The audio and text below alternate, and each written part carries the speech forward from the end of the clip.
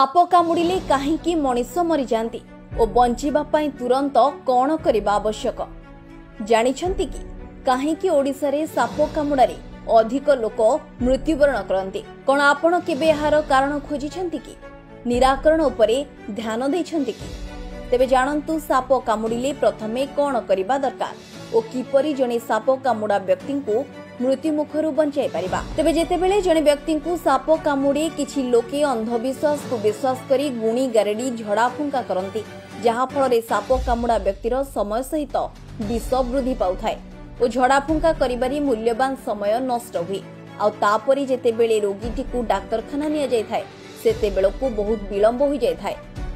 Shop कामुड़िले आज भी लोके प्रथमे गुणी गारेडी उपरे विश्वास करती और ता सहित साप को केही केही मारिबा पई गोड़ाई थांती और आउ केही भाबंती साप को धरी रखिले विष चढ़िबो नाही। हेले एही सबु अंधविश्वास उपरे भरोसा करी समय नष्ट करी गोटे अमूल्य जीवन को मृत्यु मुख को ठेली देथाउ।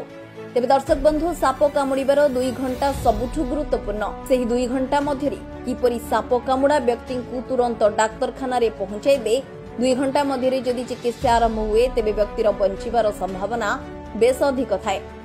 जेतेबेले जने व्यक्ति को साप कामुड़ुछि सेही व्यक्ति क्षेत्र स्थान रे कोनोसी जिनिस बांधिबा उचित नहीं कारण जेतेबेले डाक्टर चिकित्सा आरंभ करंती सेतेबेले बंधा होइतिबा जगह साप विष ठूल होई रही थाए जहा खोली देबा मात्रे तुरंत शरीर मध्य को द्रुत बेगरे गति करि थाए। साप कामुड़ा व्यक्ति को आदौ भयभीत कराइबे नहीं कारण हृदस्पंदन जेते बढ़िबो शरीर रे रक्त संचालन सेते जोरी वृद्धि पाइबो जहा फल रे विष मध्य शरीर को शीघ्र व्यापी जीवो। तेबे जदि आपन को साप कामुड़िछि और आपन जानि नाहंती बा साप को देखि नाहंती तेबे जदि आपन को आखि पता माडी होई पड़े क्षत स्थानटी फुली जाए बा रक्तस्राव बंद हुए गला सुखी जीवा सहित शरीर और गलारे असह्य जंत्रणा अनुभव करंती तेबे डेरी न करी यथा शीघ्र निकटस्थ डाक्तरखाना को जांतु और तुरंत चिकित्सा ग्रहण करंतु। Bureau report, office reporters.